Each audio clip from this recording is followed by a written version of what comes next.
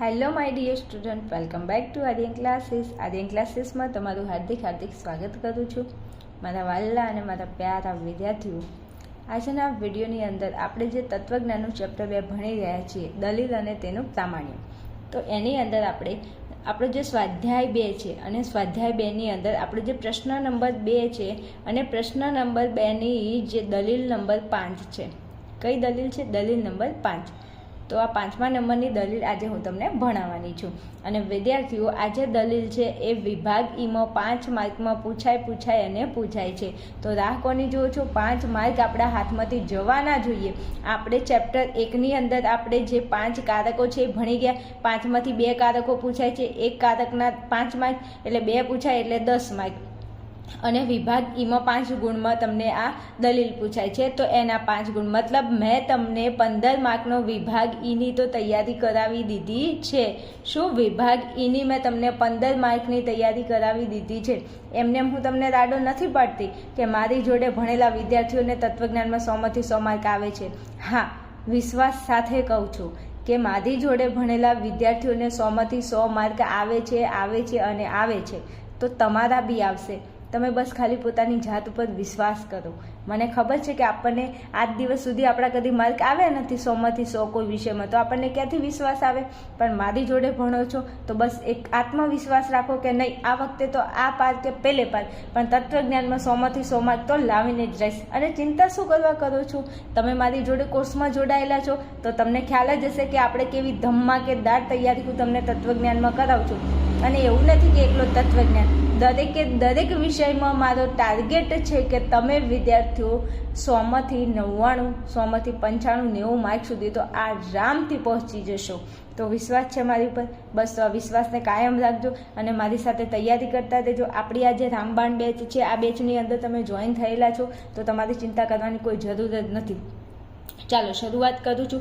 5 માર્કની અંદર આ દલીલ તમને વિભાગ ઈમાં પૂછાય છે. 5 માર્કમાં પૂછાય તો તમારે 5 સ્ટેપ કરવાના થાય. કેટલા? 5 સ્ટેપ. અને મજો પડી જાય એવો પ્રશ્ન છે હો, તમારે મોજ કરો. ચલો, જો હિરજી હસે છે તો રૂડકીને રીસ ચડે છે.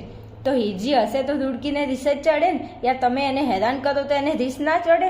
આપણા ઘરની અંદર વાત કરું, મમ્મી પપ્પા હોય તો પપ્પા મમ્મીને હેરાન કરતા તો મમ્મીને ગુસ્સો ન ચડે? તો આ બે પતિ પત્ની હોય, જસ્ટ એક વાત કરું તો હિરજી હસે છે તો રૂડકીને રીસ ચડે છે, તો ચડે જ ને. તો રૂડકીને રીસ ચડતી નથી, તેથી હિરજી હસે છે. લે, હવે પાછું એમ કહે છે કે હિરજી હસે છે તો રૂડકીને રીસ ચડે છે, અને રૂડકીને રીસ ચડતી નથી, તેથી હિરજી હસે છે.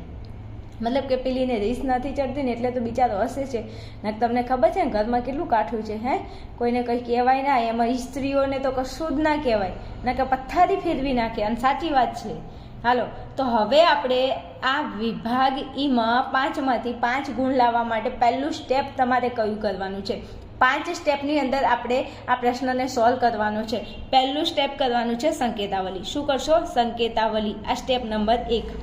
સંકેતાવલી કરશો? તો કે હા કરીશું. તો સંકેતાવલીની અંદર શું કરવાનું? તો આજે આપણી દલીલ છે, આને કહેવાય દલીલ.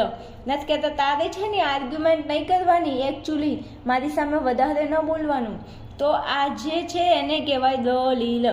હવે દલીલમાં વિધાનો કેટલા છે જુઓ. તો ચાલુ કરો. ચલો, અહીંયા છે હિરજી હસે છે. આ એક વિધાન છે, તો એને ઉપાડીને બહાર લાવો. હિરજી હસે છે સંકેતાવલીમાં લખી દો. લખી દીધું? તો કે હા લખી દીધું. હવે છે રૂડકીને રીસ ચડે છે. આ બીજું વિધાન છે, તો લખો. રૂડકીને રીસ ચડે છે. લખી દીધું? તો કે હા લખી દીધું.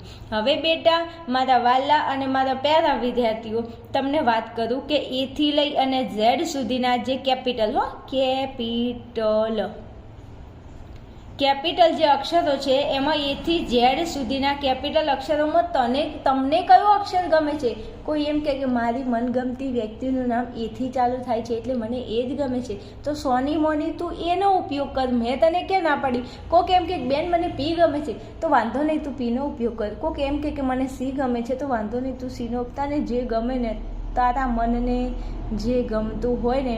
મારા મનના મીત તમે છો, જીવનનું ગીત તમે જ છો.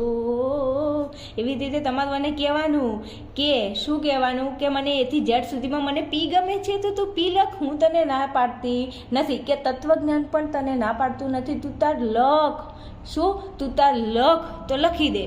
હાલો લખ્યું તો કે લખ્યું. પછી છે ક્યુ. શું છે? ક્યુ. હવે સાંભળજો, હિરજી હસે છે એના માટે તમે પીનો ઉપયોગ કર્યો, તો રૂડકીને રીસ ચડે છે એના માટે તમારે એથી ઝેડ સુધીમાં ગમે તેનો ઉપયોગ તો કરવો પડશે ને. તો અહીંયા પીનો ઉપયોગ કર્યો. પછી તમને મજા આવે તો ક્યુનો ઉપયોગ કરો. તમને જે મજા આવે એનો ઉપયોગ કરો. હું તમને કંઈ કહેતી નથી. ઓકે? તો કે ઓકે. ચલો આ એક સ્ટેપ નંબર 1 પૂરું. આટલું કરશો એટલે તમને 1 માર્ક મળશે. રેડી? હે બેન, આ તો સહેલું છે. સોની મોની, હું તને એ તો કહું છું કે તત્વજ્ઞાનમાં 100 માંથી 100 માર્ક આવે, પણ તમને લાવતા નથી આવડતું. રમકડા જેવો વિષય છે. કેવો? રમકડા જેવો વિષય છે. અને આને ભમાવતા જો તમને આવડી જાય, શું? ખાલી ભમાવતા જો તમને આવડી જાય, ટોપી ફેરવતા જો તમને આવડી જાય તો મજો મજો. 1 માર્ક તમારો કટ ના થાય. પણ તકલીફ ત્યાં છે કે તમને કોકની આઘાપાછી કરતા આવડે છે, પણ અહીંયા આઘાપાછું કરતા આવડતું નથી. ના કે ફ્રેન્ડ સર્કલમાં આની વાત પેલાને કરે ને પેલાની વાત પેલાને કરે. એ પેલો તો તાર વિશે આવું કહેતો હતો, પેલો તાર વિશે આવું. પણ આ તું અહીંયા જો ને, આ છે તો એને લખી દે, આ છે વિધાન તો એને લખી દે. હવે આના માટે મેં એવું કીધું કે એથી ઝેડમાંથી તને ગમે એ પસંદ કર, તો PQની પસંદ લે. આટલું કરે તો 1 માર્ક મળી જાય. હવે આ બધું તમારે ઘરનું કરવાનું છે નહીં. તમને દલીલ આપેલી છે તો એમાંથી તમારે આ વસ્તુ કરવાનું છે. આ બધું ગોખવાનું નથી. ખાલી રીત સમજો, મેથડ, કે કઈ રીતથી 5 માર્ક લાવી શકે. અને 10 દલીલમાંથી કોઈ પણ એક પૂછાય તો 10 દલીલ કરી નાખો તો એમાંથી એક ના પૂછાય અને એક પૂછાય 5 માર્ક ન આવે. અને બધામાં સરખું જ છે. ખાલી રીત શીખી લો. બાકી જેમ દલીલ બદલાય એમ એનું આ બધું લખાણ બદલાય. બાકી વધારે કશું જ નથી. ચાલો આટલું સ્ટેપ કર્યું. હવે બીજા નંબરનું સ્ટેપ શું કરવાનું છે જોઈએ, સમજાવું છું. ચાલો બીજા નંબરના સ્ટેપમાં તમારે સ્ટેપ નંબર 2માં દલીલની પ્રાતિક રજૂઆત કરો. હવે પહેલા ચેપ્ટરમાં મેં જ્યારે ભણાવ્યું ત્યારે કીધું હતું બેટા કે પ્રાતિક રજૂઆત કરવા માટે શેનો ઉપયોગ થાય? તો અચલનો. શેનો? અચલ. અચલ એટલે એથી ઝેડ સુધીના કેપિટલ અક્ષરોનો ઉપયોગ થાય. તો હવે દલીલની પ્રાતિક રજૂઆત કરવી પડશે. તો ચલો હું કરી દઉં. તો પ્રાતિક રજૂઆત કરવા માટે દલીલને જુઓ. તો આ દલીલ છે. હિરજી હસે છે એના માટે તમે શું લીધું? પી. તો મૂકો પી. આ હું તમને સમજાવવા માટે આ કરું છું. તમારે પરીક્ષામાં આવું નહીં કરવાનું. તમારે સીધું પ્રાતિક રજૂઆત કરવાની. ચલો પી. હવે આગળ છે જો અને અહીંયા છે તો. શરતી મારી સામે જો તો સોની મોની જાન હોયથી તું ભણવા દેતી નથી ને પછી હું પરીક્ષામાં નપાસ થઉં છું એટલે પછી મારા પપ્પા મારે છે. એટલે શરતી શું કહે છે? મારી સામે જોતો. તો જો અને તો આ શબ્દ જૂથ કોનું છે? શરતીનું છે. અને શરતીનું પ્રતીક શું આવે? એક એરો. તો મૂકી દો એરો, કારણ કે આ પ્રતીક છે શરતીનું, જોતોનું પ્રતીક છે. સમજ્યા? આપણે હવે શું કરીએ છીએ તો કે પ્રાતિક રજૂઆત કરીએ છીએ તો હવે પ્રતીક મૂકવાનું. ચલો પછી છે રૂડકીને રીસ ચડે છે. તો રૂડકીને રીસ ચડે છે એના માટે તમે શેનો ઉપયોગ કર્યો? ક્યુનો. તો લખી દો ક્યુ. હાલો આટલું થઈ ગયું. હા, હવે નીચે આવો. રૂડકીને રીસ ચડતી અને અહીંયા છે નથી. તો નથી માટે આવે નિષેધ. શું આવે? નિષેધ. અને રૂડકીને રીસ ચડતી તો ચોઈ જ્યું આ રહ્યું રૂડકીને રીસ ચડે. તો એના માટે શું હતું? ક્યુ હતું. તો ફરી એનું એ આવ્યું તો ફરી એનું એ મૂકો. રૂડકીને રીસ ચડતી એના માટે ક્યુ મૂકો, કારણ કે અહીંયા રૂડકીને રીસ ચડે છે એના માટે તમે કયું પ્રતીક લીધું છે? ક્યુ. તો મૂકી દો ક્યુ. હવે અહીંયા નિષેધ છે. અહીંયા નથી પાછળ આવે છે, પણ પ્રાતિક રજૂઆત કરતા હોય એટલે નિષેધને ઉપાડીને આગળ લાવવાનું. કેમ? નિષેધને બીક લાગે છે પાછળ કોઈ એને ઉપાડી જાય તો, ભૂત ચૂડેલ આવે તો, એટલે એને આગળ રાખવાનું, એને પાછળ નહીં રાખવાનું, નહીં તો ડરી જાય છે બિચારું. હા, હાલો હવે નીચે આવો. ચલો તેથી માટે કરો 3 ટપકા કરી દીધા. હવે હિરજી હસે છે. તો હિરજી હસે છે આવી ગયું છે તો કે તો એના માટે તમે શું ઉપયોગ કર્યો? તો પી. તો મૂકી દે ને ફરી પી. લે, આવું નથી આવડતું. આ નાનું છોકરું હોય ને એને તમે સમજાવો કે બેટા આવું કરવાનું, તો એને આવડે. તો તમે તો બાદમાં ધોરણમાં છો ને, આ ન આવડે ને બસ. તો તમે મારા ઉપર વિશ્વાસ રાખો. 100 માંથી 100 માર્ક લાવવાના છે તત્વજ્ઞાનમાં રામબાણ બેચમાં જોઈન થયા હોય તો. અને હજુ જો દરેક વિદ્યાર્થીને વાત કરું, જો તમે હજુ રામબાણ બેચમાં જોઈન નથી થયા તો ફટાફટ રામબાણ બેચમાં જોઈન થઈ જજો. હું તમને એના માટેની થોડી માહિતી આપી દઉં. તો મારા વાલા વિદ્યાર્થીઓ, જે ધોરણ 12 આર્ટ્સમાં ભણે છે અને વિદ્યાર્થીઓ સ્કૂલ જાય છે, નથી જતા, અથવા કોઈ એક્સ તરીકે તૈયારી કરવા માંગે છે, અથવા તો ગમે તે રીતે ઘરે બેઠા જો તમારે ધોરણ 12 આર્ટ્સની તૈયારી કરવી છે તો આપણું આર્યન ક્લાસીસ નામનું એપ્લિકેશન છે, એની લિંક નીચે ડિસ્ક્રિપ્શનમાં આપેલી છે. એ એપ્લિકેશન તમે ડાઉનલોડ કરો.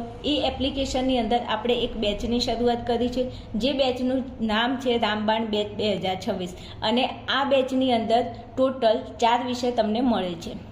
આ કોર્સની વેલિડિટી 1 વર્ષની છે, અને આ 4 વિષય તમને ખાલી માત્ર ને માત્ર એક નોર્મલ પ્રાઇસ 1999 રૂપિયામાં મળે છે. જે પૈસા 1999 એટલે 2000 રૂપિયાની તો તમે એક જોડી કપડાં લઈને પહેરો છો, એકદમ નોર્મલ કોસ્ટ છે.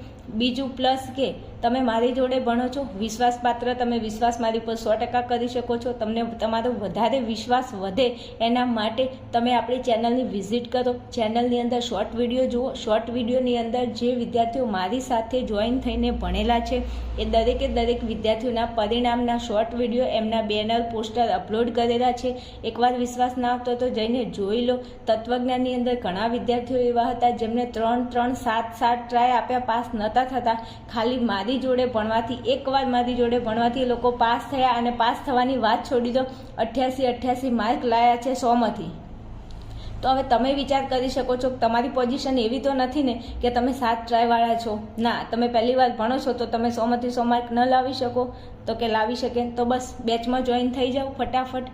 હજુ તમારે વધારે કંઈ માહિતી જોવે છે તો સ્ક્રીન ઉપર મારો નંબર આપેલો છે, ફટાફટ તમે મને કોન્ટેક કરો. વોટ્સએપમાં મેસેજ કરો, અથવા સીધો ફોન મેસેજ કરી અને મને પૂછી શકો છો. આ કોર્સ બાબતે જો તમારે વધારે જાણકારી મેળવવી હોય તો મારી સાથે જોઈન થઈ અને તમે તમારું બેસ્ટ પરિણામ લાવી શકો છો. હું તમારા માટે હાજર છું. બસ તમે તમારી જિંદગી અને તમે તમારા આ વર્ષને કેટલું બેસ્ટ બનાવવા માંગો છો, કેવું પરિણામ લાવવા માંગો છો, એ તમારા ઉપર ડિપેન્ડ કરે છે. ઓકે, ચલો પાછા આવી જઈશું આપણે આપણા ટોપિકમાં.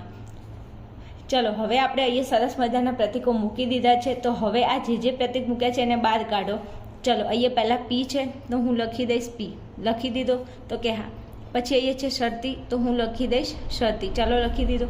હવે અહીંયા છે ક્યુ તો હું લખી દઈશું ક્યુ. હાલો લખાઈ ગયું તો કે હા. હવે અહીંયા છે ક્યુ અને પાછળ છે નિષેધ, પણ અહીંયા લખતા હોય ત્યારે નિષેધને પહેલાં લખવાનું આગળ, તો નિષેધ લખો અને અહીંયા ક્યુ છે તો આપણે લખી દઈશું ક્યુ. હાલો એટલું થઈ ગયું તો કે હા. હવે છે તેથી માટે કમ્પલસરી 3 ટપકા કરો તો કે કરી દીધા. પછી હિજી હશે છે એના માટે પી છે તો લખી દો પી. હાલો આટલું થઈ ગયું તો કે હા. હવે સમજાવી દઉં ખાસ દરેક વિદ્યાર્થીને કે બેટા આ 3 ટપકા કરીને પછી જે વિધાન છે ને એને કહેવાય ફલિત વિધાન. ફલિત વિધાન. આને શું કહેવાય? ફલિત વિધાન. આ પહેલું છે એને શું કહેવાય? આવી એટલે આધાર વિધાન. આ બીજું છે એને શું કહેવાય? આવી એટલે આધાર વિધાન. પણ સત્યતા કોષ્ટક બનાવવું હોય તો અહીંયા ડખો થાય છે. શું થાય છે? ડખો થાય છે. તો કે કેમ ડખો થાય છે? એટલા માટે ડખો થાય છે બેટા કે અહીંયા 2 આધાર વિધાનો છે અને સત્યતા કોષ્ટકમાં આધાર વિધાન એક જ હોવું જોઈએ. સત્યતા કોષ્ટક બનાવવું હોય તો આધાર વિધાન કેટલા જોઈએ? એક જ. પણ અહીંયા 2 આધાર વિધાન છે, તો મારે શું કરવાનું? તો ટેન્શન નહીં લેવાનું, હું નથી બેઠી, શીખવાડું છું.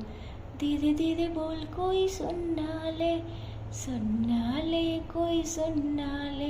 કોઈક સાંભળી જશે હો, જરા ધીરે બોલજો આજુબાજુ. તો બેટા અહીંયા 2 આધાર વિધાનો છે તો આપણે એને એક જ બનાવવાનું. શું? એક જ બનાવવાનું. જો આ પહેલું આધાર વિધાન પી શરતી ક્યુ, આ પહેલું આધાર વિધાન, અને નિષેધ ક્યુ આ બીજું આધાર વિધાન. તો આ 2 છે એમાંથી આપણે એક બનાવવાનું છે. તો આ નિષેધ ક્યુ બીજા નંબરનું છે, તો નિષેધ ક્યુને ઉપાડો. ચાલ ઊભું થા, સોનું મોનું ઊભું થા, ફટાફટ તારી સીટ બદલ. એટલે આને ઉપાડીને આની સાથે જોડી દેવાનું. પણ નિયમ એવું કહે છે તત્વજ્ઞાનો કે આને બિચારાને એકલું લઈને નહીં જવાનું. તો એને વચ્ચે કોઈ દલાલી હોય કે ના હોય? તો કે તો બસ દલાલીને વચ્ચે રાખો. તો એ દલાલી કોણ છે? સમુચય છે. કોણ છે? સમુચય છે. તો પી શરતી ક્યુ હતું કે નહીં એને પહેલાં કૌંસ કરી દો. તો પી શરતી ક્યુ ને કૌંસ કરો તો કે કરી દીધો. હવે આ નિષેધ ક્યુને લઈ જવા પહેલાં સમુચયને મૂકવું પડે. નિયમ કહે છે કે તમારે બે આધાર વિધાન હોય એમાંથી તમારે એક જ બનાવવું હોય તો સમુચય મૂકો અને સમુચય મૂક્યા પછી નીચેનું જે બીજા નંબરનું વિધાન હોય ને એને ઉપર લાવો. આવો નિયમ છે. તો આપણે નિષેધ મૂક્યું તો કે હા, અને પછી નીચેનું જે વિધાન હોય એને જોડી દો તો કે જોડી દીધું. થઈ ગયું આટલું તો કે હા. જો હવે બની ગયું એક આધાર વિધાન અને એક ફલિત વિધાન. સમજણ પડી તો કે હા પડી. જો અહીંયા સૂચના મારવાની ઉપર મુદ્દો આધાર વિધાનોને સમુચયથી જોડતા. આપણે શું કર્યું, બે આધાર વિધાનો હતા એને આપણે શેનાથી જોડ્યા, સમુચયથી જોડી દીધા. આ પહેલું આધાર વિધાન, આ બીજું આધાર વિધાન, શેનાથી જોડ્યા, સમુચયથી જોડી દીધા. ખબર પડી મારા વાલાઓ? ખબર પડી કે નહીં તો કે હા પડી. બીજું, જે કોઈ પૂરક પરીક્ષા આપે છે અને મારો વિડીયો જોયો છે તો આ મોસ્ટ આઈએમપી છે હો ભાઈ, કરી નાખજો. તમારી વિભાગીમાં 5 માર્ક તમને મળી જશે આમાંથી. અને રીત બધાની સરખી જ છે. એક શીખી લેશો તો 10 આવડશે. હાલો સત્યતા કોષ્ટક બનાવવું છે તો અહીં ધ્યાન આપો, સત્યતા કોષ્ટક કેવી રીતે બનાવશું. જો હવે પહેલાં આ આધાર વિધાન છે કે નહીં તો કે હા છે. આમાં જુઓ શું જોવાનું, સાદા વિધાન કેટલા છે તો કે એક આ પી છે ને એક ક્યુ છે. તો એક પીનો સ્તંભ બનાવો, એક ક્યુનો સ્તંભ. તો ચલો 1 નંબરની અંદર મેં શું કર્યું, પીનો સ્તંભ, 2 નંબરમાં ક્યુનો સ્તંભ. થઈ ગયું પી ક્યુનો સ્તંભ તો કે હા થઈ ગયું. હવે જો નાનું કારક કયું છે તો કે બેન એક નિષેધ છે ને એક શરતી છે. તો પહેલાં નિષેધવાળો સ્તંભ લઈ લો અને પછી શરતીવાળો લઈ લો. તો પહેલાં નિષેધ ક્યુનો સ્તંભ બનાવો. તો ચલો 3 નંબરમાં નિષેધ ક્યુ. થઈ ગયું તો કે હા. ચલો પછી કૌંસમાં કોણ છે, નિષેધ ક્યુ પતી ગયું. હવે કૌંસમાં, કારણ કે આ નાનું છે એટલા માટે, તો પી શરતી ક્યુ. તો લખી દો પી શરતી અને ક્યુ. ચલો થઈ ગયું તો કે હા. હવે કોઈ કારક બાકી છે, નિષેધ કારક આવી ગયું, શરતી કારક આવી ગયું. તો હવે સમુચય કારક બાકી છે, પણ સમુચય આને લાગુ પડે, સમુચય આને લાગુ પડે. તો મતલબ આખું આધાર વિધાનને, આ સમુચય છે આખા વિધાનને લાગુ પડે છે. તો હવે આખું વિધાન છે એને કહેવાય આધાર વિધાન. તો હવે સ્તંભ કોનો લઈ લો, આધાર વિધાનનો. તો 5 નંબર અહીંયા કરશો તો ખરા, પણ ઉપર લખવાનું આધાર વિધાન. આખું વિધાન ઉપાડીને મૂકો. તો કે પી શરતી ક્યુ સમુચય નિષેધ ક્યુ. ચાલો થઈ ગયું તો કે હા. હવે જુઓ અહીંયા ફલિત વિધાનમાં આને કહેવાય ફવી એટલે ફલિત વિધાન. 3 ટપકા કરીને પછી જે વિધાન હોય એને ફલિત વિધાન કહેવાય. તો ફલિત વિધાનમાં કોણ છે, પી. તો પછી અહીં લખી દો ફલિત વિધાન અને પી. બીજું તમને ખબર હોય તો ફલિત વિધાનનો સ્તંભ હંમેશા છેલ્લે હોય અને ફલિત વિધાનના એક સ્ટેપ આગળ કોનો સ્તંભ હોય તો કે આધાર વિધાનનો હોય. રેવડી આગળ વધું. ચાલો હવે શું કરશું તો કે હવે આપણે સ્તંભ બધા બની ગયા. હવે આડી લાઈન એટલે હરોળ બનાવવી પડશે. જો સ્તંભ તો બની ગયા, હવે હરોળ બનાવવી પડશે. હરોળ માટે શું કરવાનું તો જુઓ, સાદા વિધાનોની સંખ્યા કેટલી છે તો કે પી અને ક્યુ 2 છે. સાદા વિધાનો 2 હોય તો આડી લાઈન 4 બને, જે મેં બનાવી છે. ખબર પડી? આડી લાઈન 1 2 3 4. આડી લાઈન કેટલી બનાવું? 4. કેમ? કારણ કે અહીંયા પી અને ક્યુ 2 સાદા વિધાનો છે એટલા માટે. સાદા વિધાનો 2 તો આડી લાઈન 4, સાદું વિધાન 1 તો આડી લાઈન 2, સાદા વિધાન 3 તો આડી લાઈન 8. પત્યું તો કે પતી ગયું. હાલો હવે ટીએફની ગોઠવણી. તો ટીએફની ગોઠવણી તમારે કરવાની હોય તો કે હા. હવે ટીએફની ગોઠવણી બેટા સાદા વિધાનમાં જ થાય. જો કારકો આવતા હોય ને તો ટીએફની ગોઠવણી ન થાય હો. અમુક પાસા એવું કરીને આવે ને પછી કે હું તત્વજ્ઞાનમાં નપાસ ગયો તો નપાસ જ થાય ને બેટા. તારે શું કરવાનું છે તો પહેલાં તું ધ્યાન રાખ. પહેલાં જો ટીએફની ગોઠવણી ખાલી સાદા વિધાનમાં થાય અને સાદા વિધાનમાં પી અને ક્યુ છે. તો પી અને ક્યુમાં તમે ટીએફની ગોઠવણી કરો.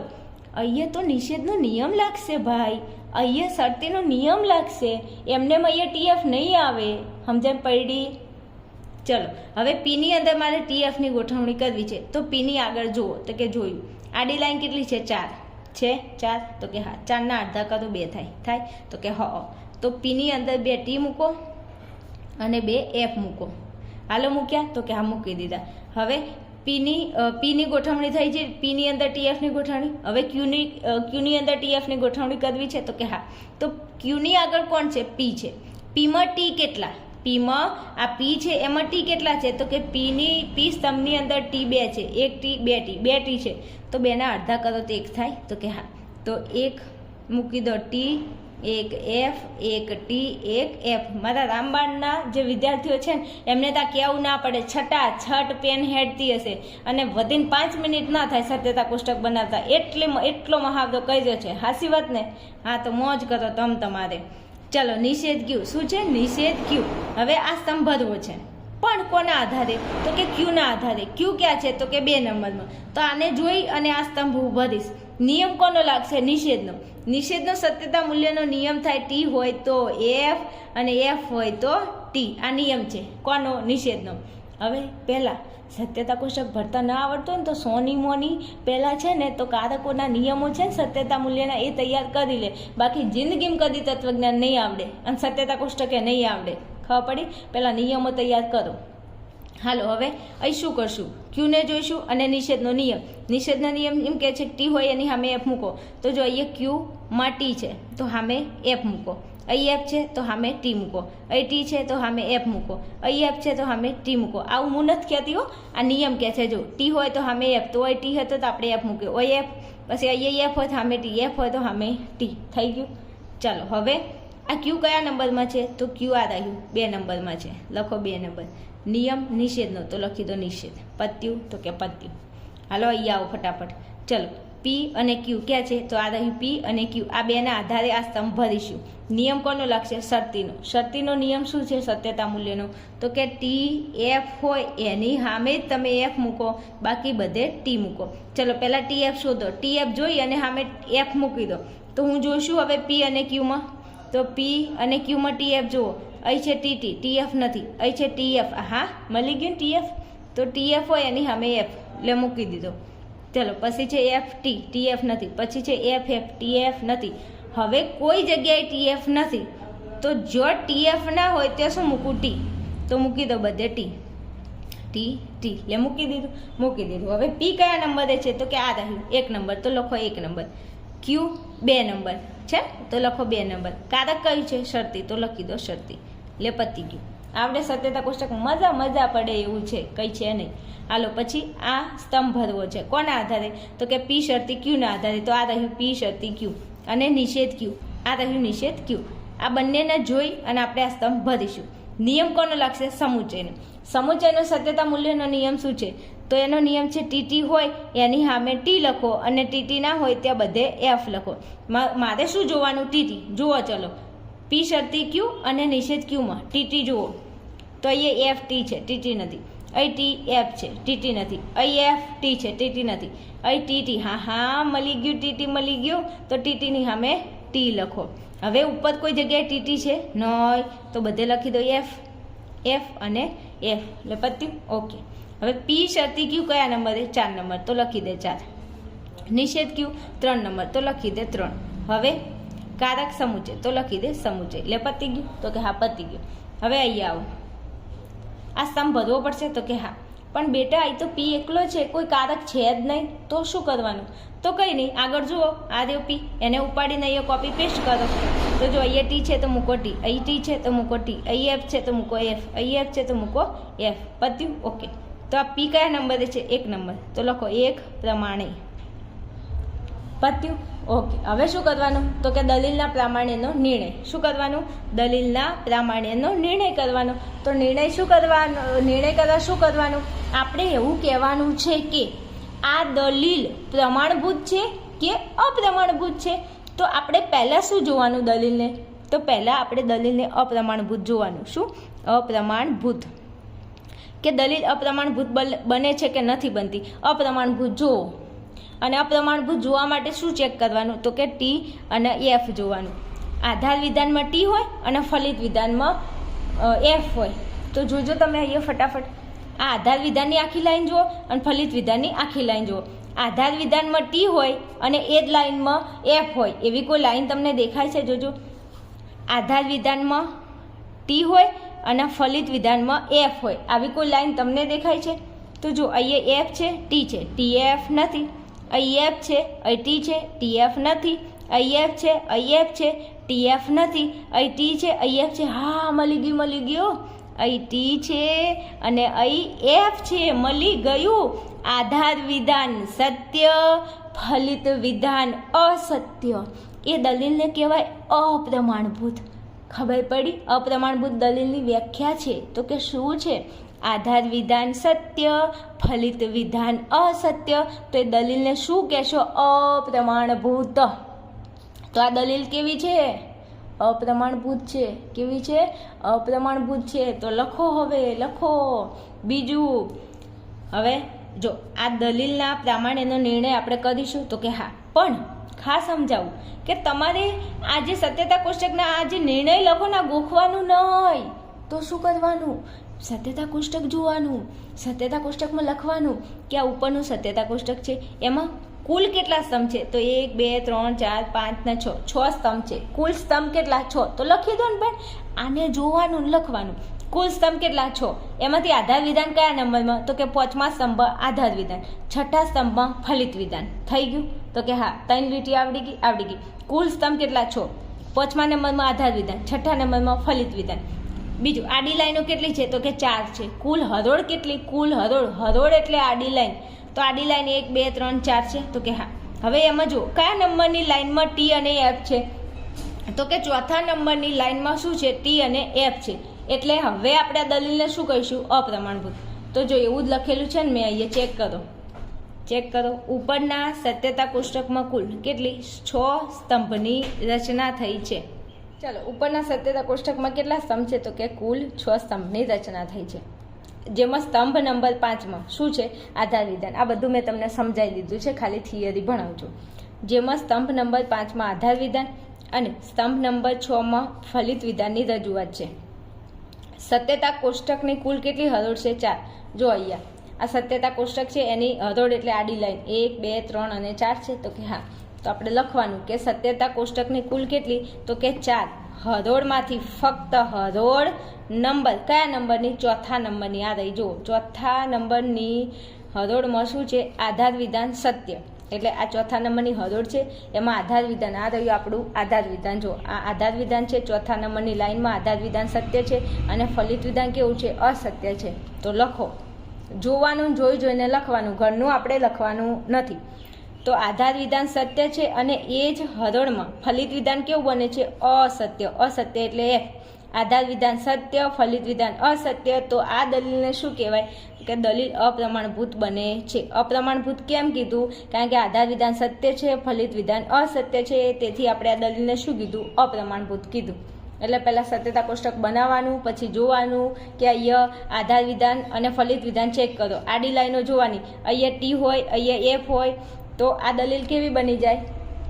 અપ્રમાણભૂત. કેવી બને? અપ્રમાણભૂત. પણ જો ટીએફ કોઈ જગ્યાએ આડી લાઈનમાં તમને ટીએફ જોવા ના મળે તો પછી દલીલને કહેવાનું પ્રમાણભૂત. પણ એક વખત પણ જો ટી અને એફ જોવા મળી જાય આડી લાઈનમાં તો શું કહેવાનું દલીલને? અપ્રમાણભૂત. ખબર પડી? અને ના પડ્યું હોય ને તો ફટાફટ રામાયણ બેચમાં જોઈન થઈ જાઓ, એટલે ખબર પડી જશે. સમજ્યા મારા વાલાઓ?